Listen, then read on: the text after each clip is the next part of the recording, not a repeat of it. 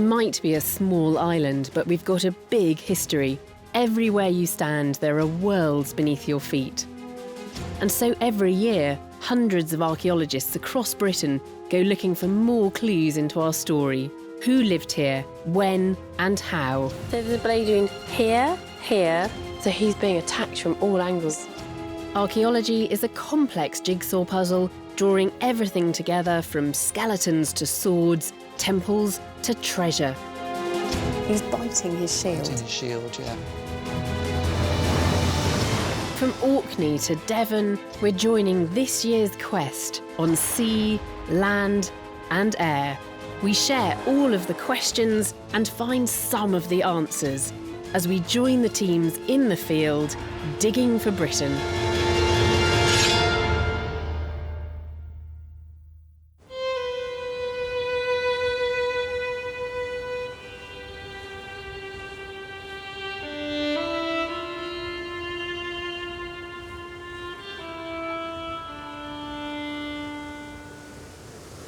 Throughout its history, Britain has been divided and enriched by invaders from overseas, and none have gripped our imaginations quite as much as the Vikings. But how much of what we think we know about the Vikings is just a stereotype? Do they really live up to their savage reputation? And how much did they influence and shape British culture? This year's archaeology is enriching and challenging our vision of the Vikings, with digs, artefacts and messages they left behind. Wow, that is a beautiful object. Like the fortress of a Norwegian Viking chief in Orkney. This cup is absolutely extraordinary, isn't it? The magnificent hoard of silver buried in a time of bloodshed. And the victims of a vicious nationwide massacre. But you're suddenly kind of connecting with this awful moment, which is his death. On the Isle of Harris in the Outer Hebrides, archaeologists are just starting to bring evidence of the earliest Vikings to light.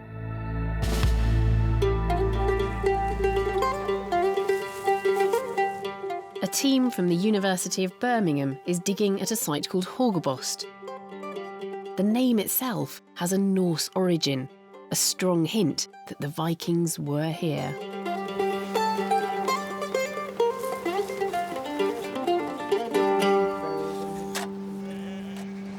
Just over these dunes is one of this season's targets. Now, archaeologists have been digging here before and they discovered an Iron Age settlement.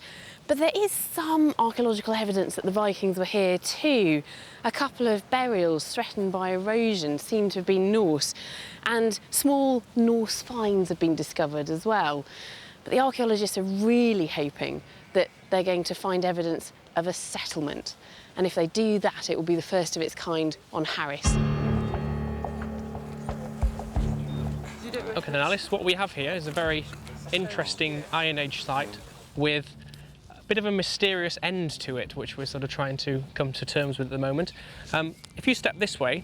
Some very striking layers in the ground there. Absolutely. The team is being led by Kevin Coles, and I joined them right at the start of the digging season. The site may hold the key to the first contacts between incoming Vikings and the Gallic people already living here. Will it be a story of destruction? What's slightly more mysterious and slightly more interesting for me is this deposit here that's sealing everything else. What is that? I mean, it's a completely different colour as well. Completely different colour. It's almost a demolition debris full of very late Iron Age pottery. Right. And lots of charcoal, lots of sort of waste material. Sometimes archaeology works this way. They're finding subtle glimpses within the soil of a time of abandonment. The important thing is we need to find out when this occurred, and that's why we're taking samples for carbon dating and hopefully see if it can be because of the Norse invasion, or when the Vikings came to the islands, and whether it sort of clashes with this site being abandoned. Close by, a building is emerging that seems to be rectangular in shape, a style that is Scandinavian and unlike the roundhouses favoured by Iron Age people. So could this be evidence of Vikings displacing the original inhabitants? No, there's a nice corner here. Absolutely. Yeah. and there's lots of stones in this vicinity which suggests that the feature is running under the dunes. Oh, I can see some here. Yeah, so they carry on going backwards, possibly in this Absolutely, direction. there's more here. Yeah. Are you going to extend the trench back? We will extend the trench back and see if we can get the full plan and see if it is a rectangular house which would be in line with a Norse longhouse. But so far, perhaps the strongest evidence of the meeting of these cultures comes from a scattering of objects found across the site. So we have, the things on this side are late Iron Age in date. So you've got a storage jar or a big cooking pot there made from ceramic. We've also got this very strange, looks like a rock. If you feel the coarseness of the outside edge when compared to the flat edge, it's been used and used constantly. Yeah, so what's that been used for? We suspect it's used for working animal hides. And that fits so nicely in your hand, doesn't it? It's very tactile, yeah. So these finds are intriguing because they could be later Iron Age, they could be Norse. Absolutely. You can't really distinguish between them. No, you can't. But from their early investigations comes the first conclusive proof of contact with the Vikings. A tiny scrap of steatite, or soapstone, a material often imported from Scandinavia and found in great quantities on Norse sites right across Britain. But what you can say from this fragment of soapstone bowl is that this is typically Viking. Either somebody who was already here learned how to make such a thing from a Viking, or they got it from a Viking, or it belonged to a Viking. Exactly. So the Vikings were here. Yeah.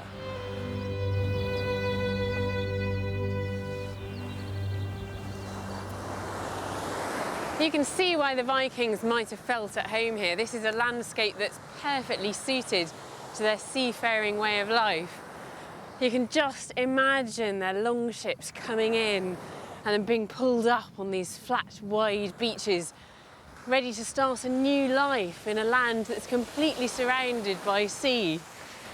And the arrival of the Vikings would mark the beginning of a new phase in this island's history, and one that would leave a lasting impression. It's a history that is still frustratingly just below the surface on Harris. But I don't have to look far to find more substantial evidence of Norse culture. Just up the road, on the adjoining Isle of Lewis, is perhaps the most famous and iconic Scandinavian treasure ever discovered in Scotland. It was found in the 1800s, but dates from the 12th century, a time when Lewis was controlled by the kings of Norway. Still shrouded in mystery, it's a compendium of 93 ivory chess and gaming pieces, known to us as the Lewis Chessmen. A selection of the Chessmen has come back to Lewis some 180 years after they were first thought to have been found. They are such charismatic little figures, and I've been fascinated by them since I was a child. My grandparents had a replica chess set. Well, now they're on tour following a new piece of research looking into their origins and their story. And it's so lovely to come here to Stornoway to see them close to where they were discovered.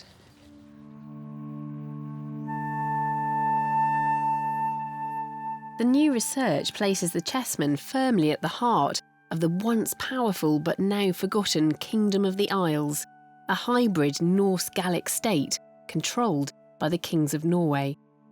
The project has been led by Dr. David Caldwell from the National Museum of Scotland.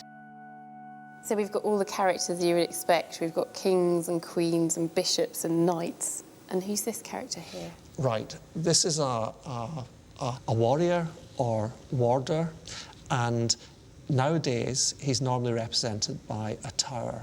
He's a rook, in other words, yeah. Although this particular one, as you can just see there... He's biting his shield. Biting his shield, yeah.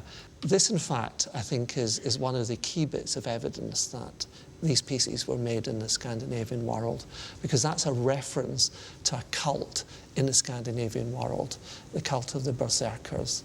The Berserkers were warriors who got so high before going into battle that they had to bite their shields to hold themselves back. Really? And I don't think this chessman is really a berserker, but I think it's the carver in a way, just showing his cultural roots, or perhaps gently poking fun at some of his contemporaries by showing that.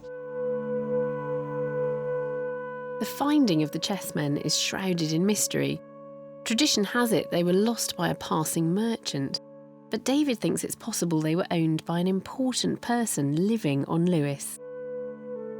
Lewis was the centre, or one of the centres, of a Scandinavian kingdom, the Kingdom of the Isles, which people have now forgotten about. But it's a very important kingdom on a European model, which was here until 1266.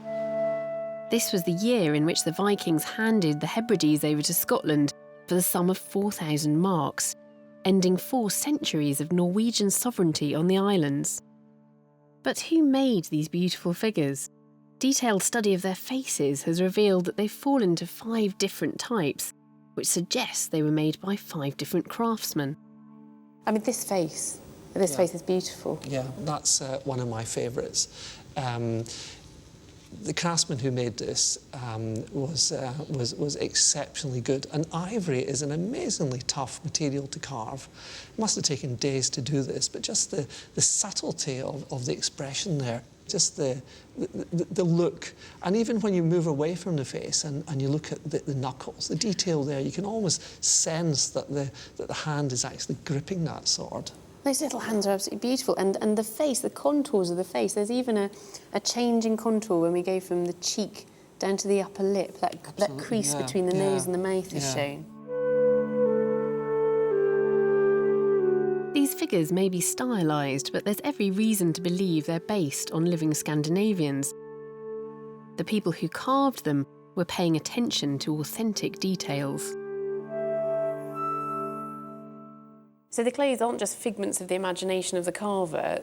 This is real attire that is being represented. Yes, they clearly have a very good understanding of what they're representing. They understand the different layers of vestments that a bishop is wearing, the chasubles, the albs, and everything else. And they represent that very carefully indeed.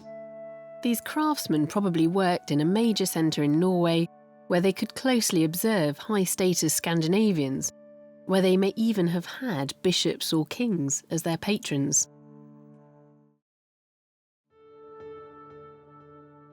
The Vikings came to the Western Isles and created a Scandinavian state to rival the kingdoms of England and Scotland, one that we've all but forgotten about. And we have potent Viking legacies in the form of amazing craftwork that reminds us of our shared Scandinavian genes. But what lured the Vikings here in the first place?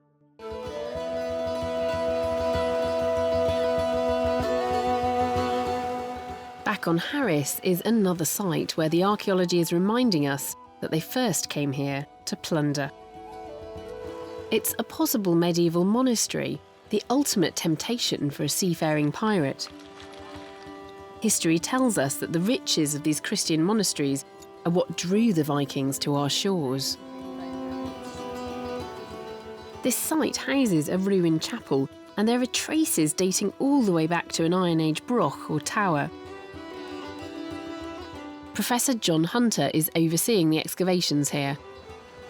Anyway, if we stand here, we just look round here. This is the outer face of the broch. Huge stones. Fantastic. Yeah. And you can see the collapse has fallen. Massive. And Massively thick wall. The wall's 4 metres thick, roughly. If there was an early monastery here, you're directly on the great sea routes that bring Norwegian Vikings all the way down to Ireland, and they would have seen this. It would have been sweets for the taking, really would. Just outside the boundary of the possible monastery are some graves that might be Norse, and the team has discovered the first fragments of whoever was buried here. But is it a long-dead Viking? Oh, OK, so as well as these bits of bone... Tooth. A tooth. Right. Yeah. Tell us about that then. Where's it from? Well, it looks like a lower incisor, I think, and it's very worn, so all of the enamel on the top has been worn down. It's somebody, he's an adult and he's been wearing that tooth down for many years. Yeah. Even if these are all that remains of a Viking, does it necessarily prove that he or she lived here? Or might this be the grave of a passing seafarer whose remains were brought to shore before the ship continued on its way? It's very exciting being here with archaeologists who are trying to work out what Harris was to the Vikings.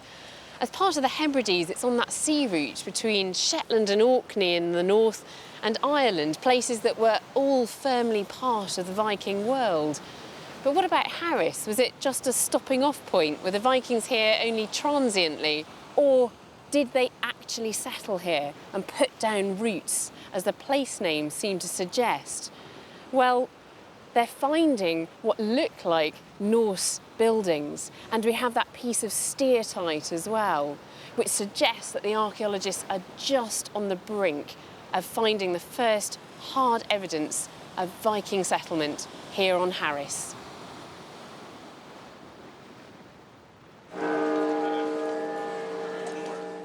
In England, there's one city that boasts more evidence of Viking occupation than anywhere else in Britain. York, or Jorvik. The first Viking to take the city was Ivar the Boneless, a Danish Viking leader and reputed berserker. Jorvik became the capital of his new Danish territory in 866 AD. For the next 20 years, the Danes continued with their aggressive expansion until the English king, Alfred the Great, drew up a treaty with the Viking king, Guthrum. The country was sliced in two, and the Danes were given their own territory in the north and east, the Danelaw, with York at its heart. Even though they only ruled here for 100 years, York is very much still associated with the Vikings. And an excavation in the 70s here at Coppergate dragged York's Viking past into the present in a very vivid way. Now all of that archaeology is sealed beneath these shops and cafes. But there's a current excavation going on in another part of the city not far from here. And again, we're starting to see the buried history of this city. So I'm going to visit the dig to find out what more we can learn about the Vikings of Jorvik. Archaeologists have been working in an area called Hungate in the centre of the city for 4.5 years. It's a huge, multi-layered excavation, but right now the archaeologists are almost 3 metres below today's ground level and digging what I'm interested in, the Viking layer. And they're revealing that they were not just about looting and fighting. The Vikings were traders and builders of cities too. Once the Vikings had taken York, they stayed here, bringing up families and blending with the city's previous inhabitants, creating a unique culture known as Anglo-Scandinavian. And they remained even after the last Viking king had been expelled, expanding their town and putting up huge permanent buildings. So are you into the final phase, really? Yeah, this is the very final part. Peter Connolly is running excavations here for the York Archaeological Trust. It's landscape archaeology, it just happens to be in an urban environment. Yeah. Most of the buildings here sit on an organised grid layout, unexpected evidence that the Vikings had a talent for urban planning. The land here slopes gently down to the river, making it an ideal loading and unloading spot. These buildings were probably storage warehouses. And right in the middle of these structures, the Vikings built something that would have been totally indispensable. The stuff that I'm digging through at the moment is effectively human waste, it's poo. Because what I'm sat in at the moment, it's the remains of a Viking toilet or cesspit. All the bits of animal bone that we're finding in here as well, it's being used as a general rubbish pit as well, although the majority of it is human waste. You are getting other bits and pieces in here as well. But fortunately, it's not just rubbish that's come out of the ground at Hungate. Over the 4.5 years that the archaeologists have been working here, they've turned up thousands of artefacts from the Viking period. Most of them are pottery and bone and represent household waste. But there is a handful of intriguing small finds which provide us with additional clues as to what the Vikings were doing in this part of the city. The finds researcher at York Archaeological Trust is Nikki Rogers. So, Nikki, this is a collection of finds that are all from that excavation at Hungate. They are. They're really a fraction of what we've found over the 5 years that we've been excavating there. We've had over 12,000 individual artefacts. What's this here? Well, actually, this is a jet pendant. It's quite sweet, I think, because the whole... Well, it's a bit off-centre. I like the shape of it. I mean, that's quite a modern-looking thing, isn't it? But that's a very typical shape from that period, in fact. So where would that have come from, the jet for that, do you think? Probably from Whitby. Right. From the north coast. Yeah. What about these beads? Are these amber? No, this is all amber here. So where would that have come from, that amber, Well, do you think? that's going to have come from the Baltic area.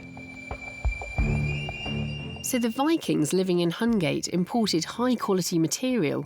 Their trade routes stretched hundreds of miles away across the Scandinavian world. But they also used less exotic material to turn out huge numbers of an item that's a little more surprising. Well, these are actually skates. Really? Yes. They're effectively very easy to make because the bone is already, that size, that shape. Very little has to be done to it to turn. So what is the bone? This is a metapodial, yes, isn't it? Yes, it is. It's probably they're usually horse or cattle metapodials. Right. Okay. All that's been done to this one, if you look at it, is on the bottom it's been flattened and smoothed, so that's a very smooth, flat surface. And that's been deliberately done. That has been deliberately done. Your foot would have sat on here. Yeah. Your heel there, your toe there. You weren't able to take your foot off the ice, so you were pulling yourself along with poles. So they're not ice dancing, they're not pirouetting around, No. They're keeping their feet on the ground and they're using them rather like cross-country skis. That's it. These simple bone objects connect us to customs imported from the frozen Norse homelands.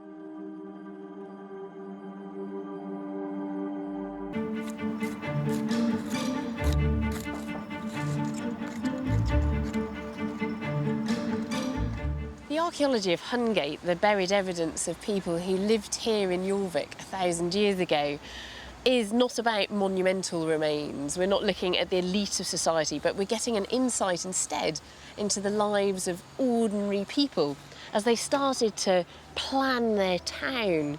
And we see how they adapted their buildings to suit the land and the specific purpose they wanted them for. These people lived in York, but they kept a connection with their Scandinavian homeland through the objects that they bought, used and wore. And in a very real way, 1,000 years ago, they were laying the foundations of the York that we see today. While in York, the Vikings and Anglo-Saxons learnt to get along, throughout the rest of England, their relationship remained uneasy. Although pockets of Danes lived and traded here, they hadn't gained a permanent foothold, and full-scale Danish raids continued along the coast. The English king Ethelred the Unready was repeatedly forced to pay them off with huge sums of money, known as Danegeld. And the growing tension between these clashing nations led to a horrific act, the St. Brice's Day Massacre. But the perpetrators of this slaughter were not Vikings, they were Anglo-Saxon. And what's more, the murder was sanctioned by King Ethelred. He decreed that all the Danes who had sprung up in this island, sprouting like cockle amongst the wheat, were to be destroyed by a most just extermination.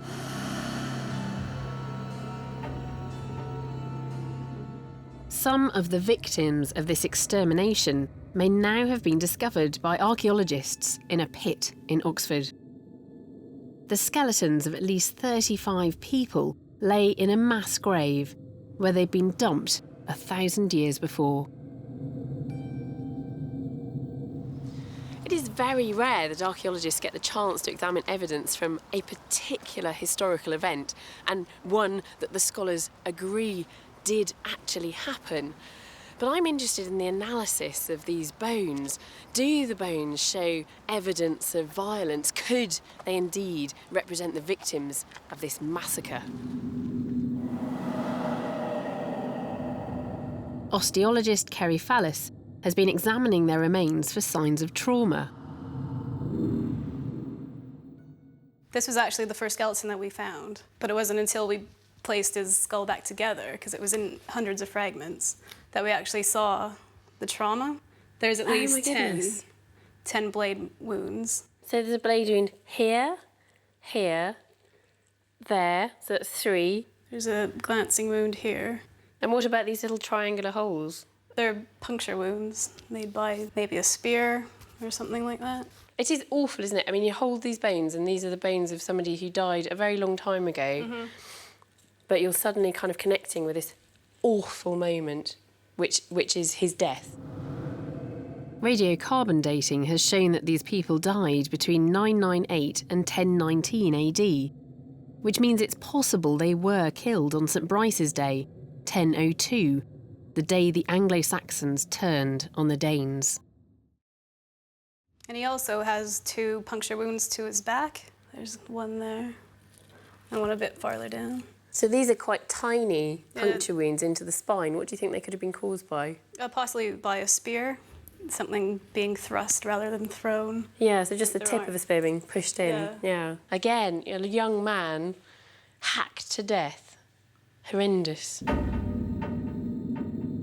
Most of these men were between 16 and 25 years old when they died. Incredibly, the next skeleton I'm shown is that of a man whose murder was even more vicious than the last. His ear, just behind his ear, has been sheared off. Oh yeah, so straight through that mastoid process, that chunk of bone behind the ear. The side of his mandible's been sheared off. So there's evidence of blade injury here as well? Yeah, there's 2 definite blade wounds on that side of the jaw. He's got 4 wounds to his upper neck. So that's been chopped through, yeah. And the dens itself. So chopping through just underneath the ear, taking off the angle of the mandible, and then the blade carrying on through and cutting into the vertebrae of the neck. Yeah. Other parts of this man's skeleton show further signs of the frenzied nature of the attack. He has 3 punctures to his pelvis. There's 2 small wounds there, but they've actually come in from the back. You can see these very square-shaped puncture wounds, which have gone all the way through the bone. So these are the tips of a weapon of some kind, which are pushing all the way through to here. Yeah. So he was attacked from the back there, so on the left side, somebody stabbed him just above the hip on the back, and then he's also been speared or stabbed through from the front as well, from about here, going in and then hitting his pelvis as it passes backwards. So he's being attacked from all angles. All angles. And if the multiple stab wounds weren't enough to finish this man off, for good measure, he was set on fire. His forehead has been burnt, which accounts for the missing bone in the middle, and also his hand has been charred. Is this the only skeleton who has signs of burning? No, quite a few of them have got charring. Yeah. It's mostly to their heads, their pelvises, and their hands. Terry, were you shocked when you got these bones cleaned up and into the laboratory at how much violence there was represented on them? Very shocked. I've never seen anything like this before. Yeah. And just to have so many different weapons used on one individual.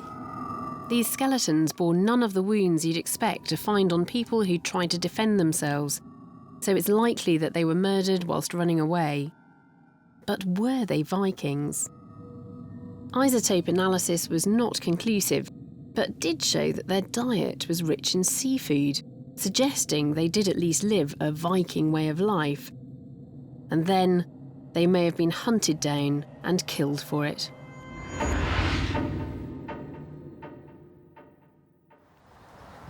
So what can we say for certain? We have over 30 skeletons, all of them men, all showing signs of extreme violence.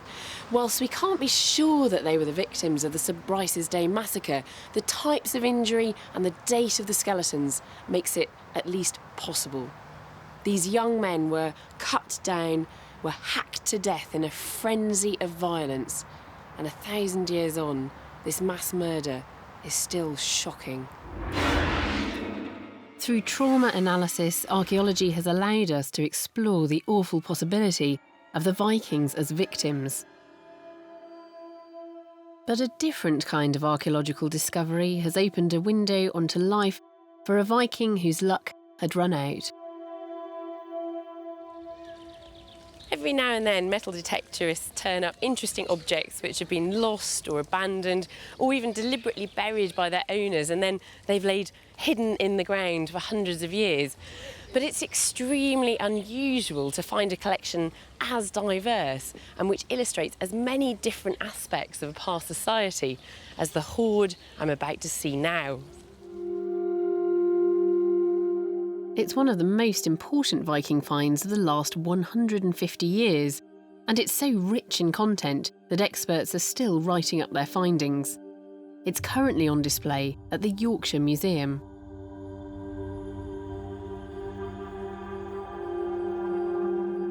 So this is it. This is the Vale of York Horde. It was found 4 years ago by a father and son metal detecting team. And it really is an astonishing collection of silver objects with one piece of gold. But what's really amazing is that most of those objects were found inside that cup.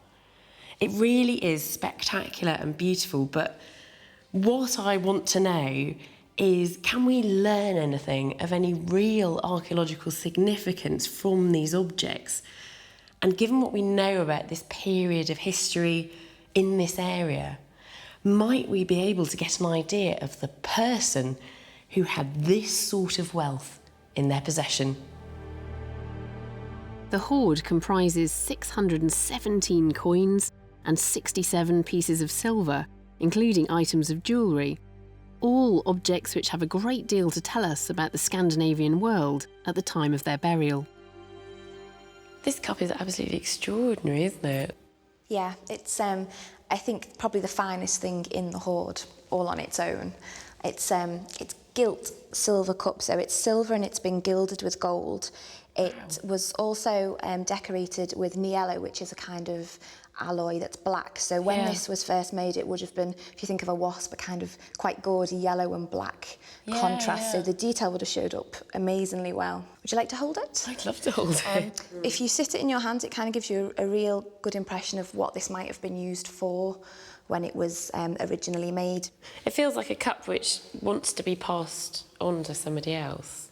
Yeah. What do you think it was used for? Given the kind of the way that you hold it in both hands, the fact that it's been gilded and it may have had a lid, we think that it could be an ecclesiastical vessel, something that was used in a monastery. So it's possible that this cup, which experts believe came from the Frankish Empire, fell into Viking hands as loot or in payment of tribute. It was made in the mid-9th century, predating the rest of the objects in this collection. But it presumably had a lot of special significance and meaning because it lasted another 100 years, so I presume it was passed down through the family and then came to, hold the contents of this hoard. This object gives us a rare insight into the mindset of a Viking. As an heirloom, it connects him back to his adventuring ancestors and their ill-gotten gains. But not all of the items in this hoard had sentimental value. So what about these objects that were inside it then? Are these pieces of jewellery typically Viking in nature?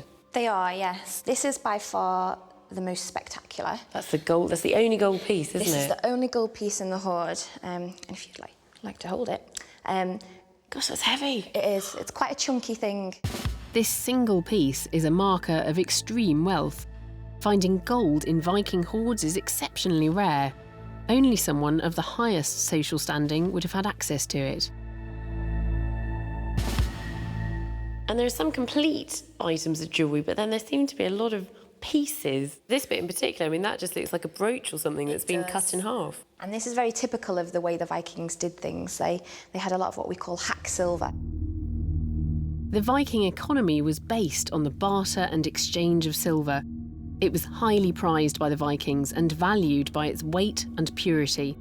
Before being chopped up and used as currency, silver could be worn and transported as jewellery. This is what we call a penannular brooch. If you think of this as the terminal at one end, Yeah. it would thin out, come in a big spiral, and then fatten out again at the other end. Right. And you would have a huge pin through the middle, Yeah. and that would sit on your cloak to keep your cloak together. And this is a particularly beautiful example, I think. It's got these lovely little roundels and it's kind of this really delicate interlaced pattern. Yeah, and actually it's made of looks like little beasts, Yes. which are kind of chasing their tails Absolutely. around. Very Yeah. popular in kind of Viking iconography, these little beasties. The Vikings travelled thousands of miles across vast, sweeping trade routes to get their silver. And some pieces within this hoard connect the Vikings here in Britain with trading centres as far away as the Islamic world. Well, that looks like Arabic script on there. It does. This is called a dirham, and it's Islamic coin. It really is. It is, and it comes from Afghanistan. Wow. So this is evidence of Vikings trading all the way over to the Middle East? Absolutely, yeah. One other coin here sheds light on the moment this hoard was buried. It's a coin of the English King Athelstan, minted in 927 AD, just after he captured York from the Vikings. And judging by the lack of wear on its surface, it was placed in the ground almost immediately. And if you look very closely, you'll be able to see that this coin actually has the words Rex, To, Brie. So R-E-X-T-O-B-R-I-E. Oh, yeah, I can see that. That basically means King of all Britain. So this coin proclaims Athelstan as the King of all Britain. So he used this coin to say that he'd got rid of the Vikings and he'd unified the country and made it into one kingdom. But although the English king stamped his identity on his coins, the name of the person who owned these riches is lost to us. All we have are the clues passed down by his cherished possessions. This hoard of beautiful objects raises the tantalising possibility that what we're looking at is the treasure, the life savings of a man whose days amongst the ruling classes in northern England are numbered. And the hoard dates from precisely the time when there's this changeover of power between the Vikings and the Anglo-Saxons. So are we looking at a Viking running away and burying his wealth for safety? All that we can be sure about is that he never returned to dig it up.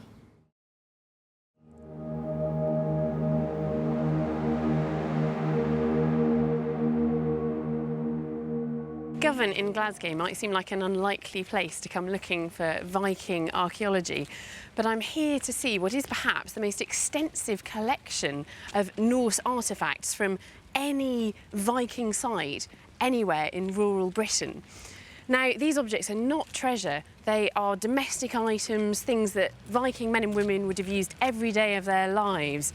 And they're also at the beginning of their story because they've been excavated, but the examination, the interpretation of them is very much still a work in progress. So what I want to find out is the potential of this collection for helping us understand Viking everyday life.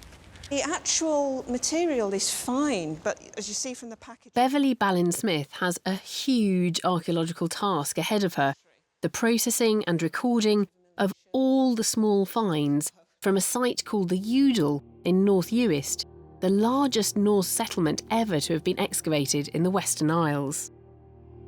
It was a monumental project which involved a dedicated group of volunteers who returned to dig again and again over a 30-year period starting in 1963.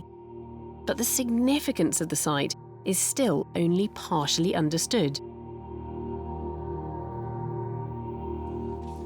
I don't think I have ever seen so many bone needles, and I imagine we're just starting. So, you wanted to have a look at... that little poppy one? Yeah, sure. Can we take it out? Yeah. Want to? Oh, look at that. That's really lovely. What are these made of? I think that's a bird bone. It's pretty, isn't it? It's really lovely, yeah. There are hundreds of decorated bone pins here, perhaps a reflection of their value in everyday life as something to fix a Viking's hair in place or to fasten his cloak. That's fantastic. In a sense, all these are lost objects. Yes, things that have just dropped off people. Dropped off people and not... And they go, where did that go? And they've trod it into the mud, and then archaeologists find it centuries later. Wow. It's not unusual to find combs in a Viking settlement. They're commonplace personal objects.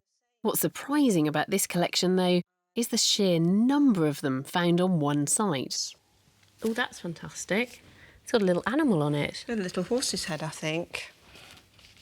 And I love these roundels, which are obviously kind of drilled into the bone. I think you look at things like this and you have this immediate contact with somebody who lived centuries ago and this was their comb. And you also know that you have the same kind of sensibilities that, you know, I quite like to have things that are nice. I like to have objects which aren't just functional, but actually which are quite attractive as well. Yes. The massive task of excavating this site and all the finds buried there was effectively the life's work of historian and archaeologist Ian Crawford. But unable to continue with his task due to ill health, it's now fallen to Beverley.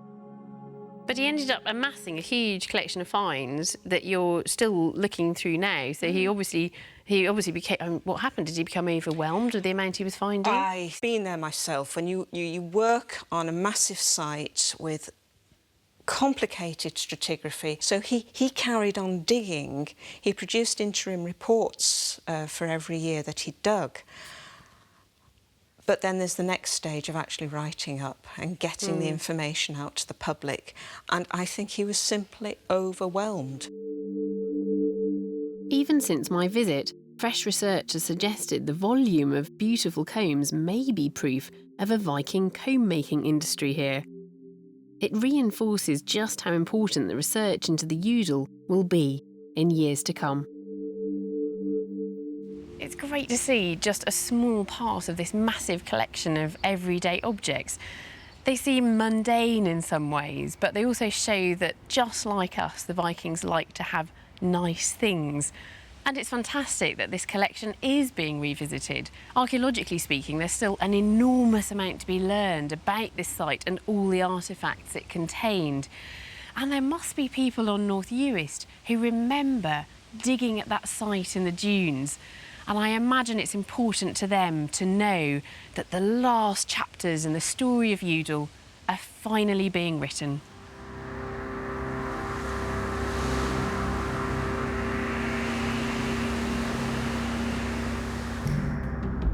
Off the northeastern shore of Scotland lie the islands of Orkney, colonised by the Vikings in the 9th century. Sailing from their Norwegian homelands, it would have taken the Norse longships about a day to get here. And when they settled for good, the islands became the centre of Norse power in Scotland, right up until 1469, the last bastion of Scandinavian authority in Britain. Today, these islands are home to a classic Norse archaeological find, and also to new excavations that are offering tantalising glimpses of the Vikings in Scotland. My first destination is the dig currently taking place in the east of Orkney's mainland, near its ancient capital, Kirkwall. It sits on top of a 30-metre-high stack of sheer rock, the Broch of Dearness, which even today is challenging to access.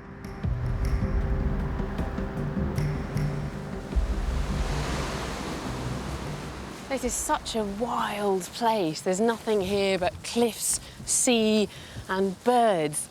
And I'm walking up this path that I can't imagine was here 1,000 years ago. So I do wonder how people got across from the land there to the Broch. This is such an exposed place. It's a lovely day today, but imagine this on a rainy, windswept day. The Broch is totally exposed to the legendary Orcadian winds. What an extreme place to choose as your home.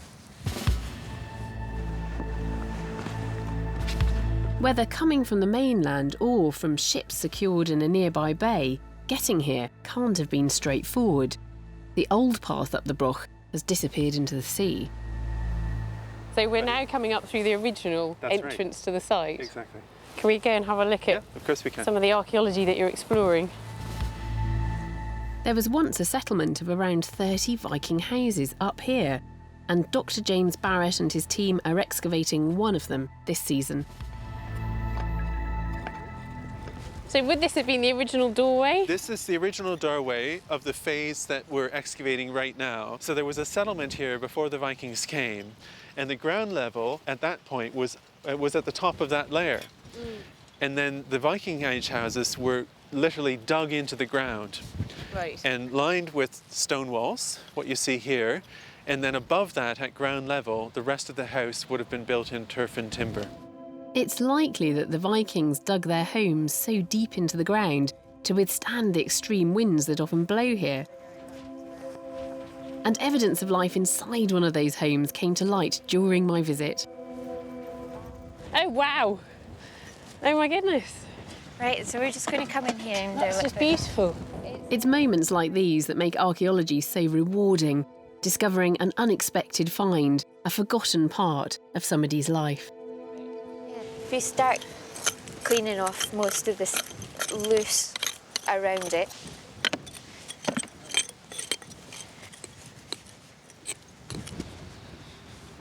That's fantastic. This is just brilliant. This is a Viking gaming board that was thrown away, that was thrown into this rubbish pit, this midden, that we've just found in the corner of the trench. And it's wonderful to hold something that was obviously a very personal object to somebody, something that they would have enjoyed using 1,000 years ago. It looks like a board for playing the popular Viking game, Nefertafel. It's something that might have kept people occupied in place of looking after crops or farming animals, a task that would have been impossible up here. So their food must have been brought in from other farms or settlements nearby, and only someone of the higher status could have demanded this of their neighbours, perhaps a Viking chief and his retinue. But it does beg the question, why live in such a difficult spot? The way it works is what you see. It's a site that is all about seeing and being seen. And when people ask me why were they here, when I want to give a glib answer, it's to make a point. It gives you extraordinary control of the maritime vantage. And in addition to that, you will be seen. So if you imagine a large hall here, then if you're coming into the archipelago, you immediately know who you have to go and talk to. You know who's boss.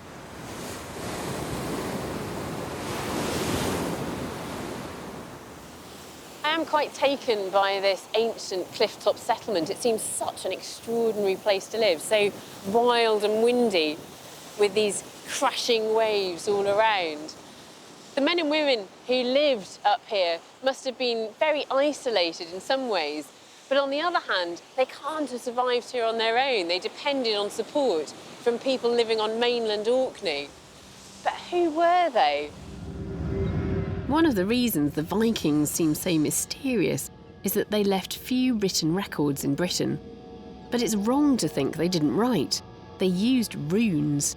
And last year, James found a tiny bronze strip with a mysterious message etched into its surface. Professor John Hines examined it to see if he could make some sense of it. Takes quite a while getting used to it, but once you get your eye in to these things, you start seeing certain letters that we're familiar with. So if you look on it here, we've got, see that letter like that? That's fairly clear. Then there's a very clearly what we'd call an I, and another K, then we've got an U at the end of that.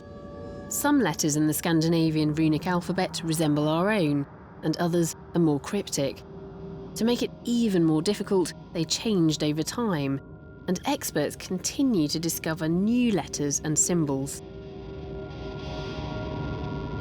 Unfortunately, going across all of the bits that I can read, I just cannot put enough together to form coherent words and coherent strings of words.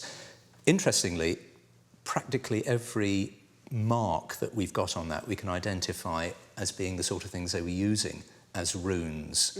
They've abbreviated what they're writing rather like people who are younger than me do when they send text messages, and Right, I try and yeah. work out Viking what they're actually saying there.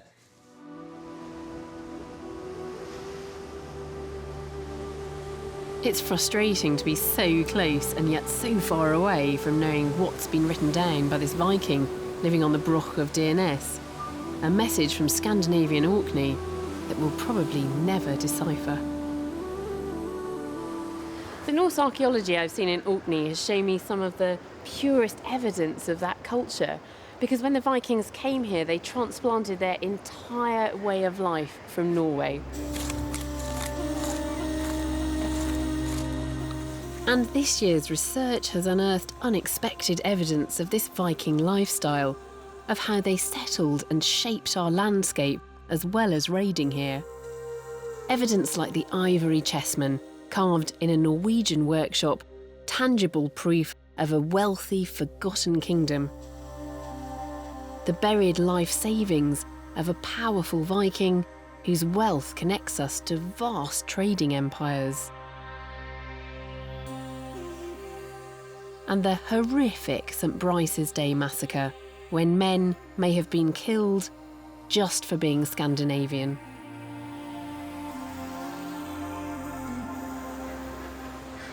Through its invaders, Britain became firmly connected with the continent and beyond. And archaeology helps us understand how these outsiders came and enriched our culture and ended up becoming British. And so the digging continues.